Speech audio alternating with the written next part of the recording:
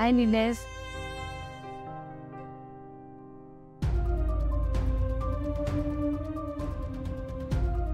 अशी जागा कुठे आहे वेदा? मला पण माहिती नाही ही जागा कुठे आहे ते. मला फक्त गोष्टच माहिती होती, ती मी तुला सांगितली. आता पण झोपूया. काय झालं वेदा?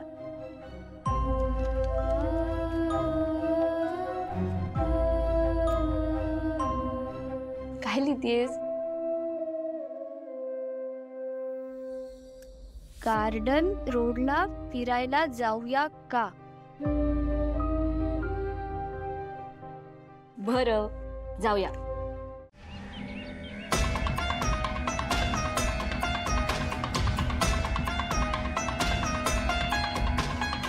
नाव नसलेल्या 3 पत्रिका.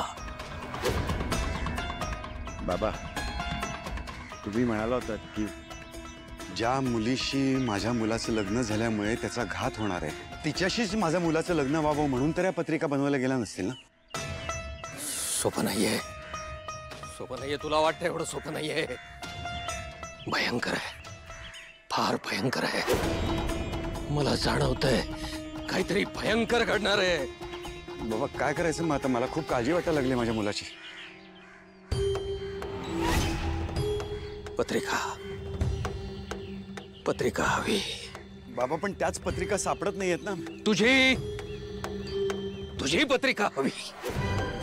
जा जा घरी जा, तुझी पत्रिका घेऊन ये.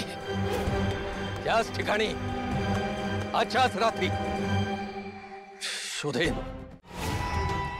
अगं पडशील. अगं अशी कशी मुलगी आहे? हा तर काय बोलत होते मी? हा तर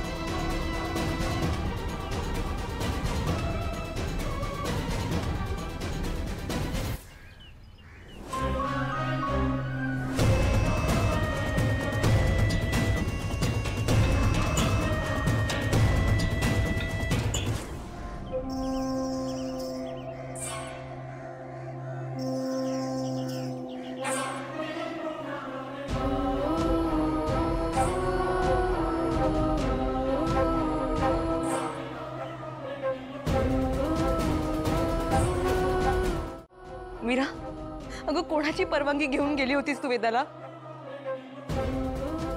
नाही नाही, स्वतःला मालकीण समजायला लागले ना ती आता.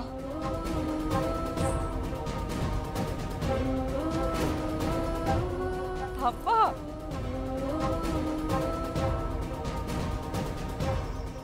आता तिच्यावर आरोप करून काही होणार आहे का?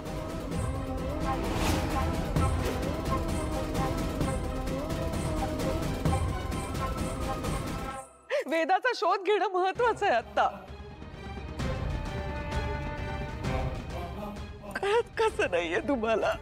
प्लीज शांत.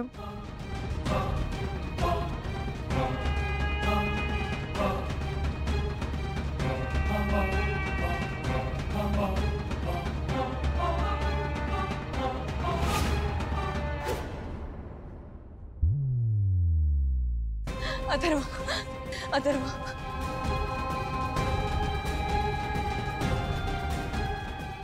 हे बघ ना काय होऊन बसलं. काय झालं आता? आपली वेदा हरवली. व्हॉट?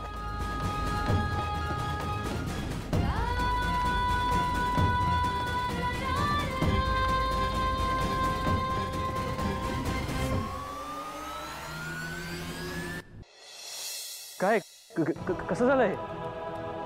ही मीरा आपल्या वेदाला गार्डन रोडला घेऊन गेलेली. तिकडेच हरवली आपली वेदा. अथर्व मला काही सुचत नाहीये. ते काय म्हणतात आईचं काळीज, ते हेच असावं. मला नाही राहावं ते वेदाशिवाय. अथर्व प्लीज आपल्या वेदाला परत आण प्लीज. कशी काय हरवली वेदा?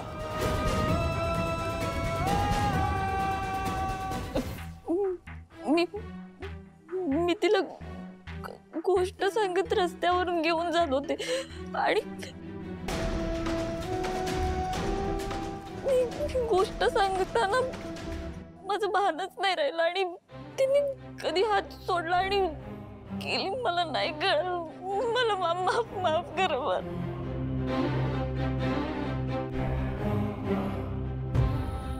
आई स्टुपिड.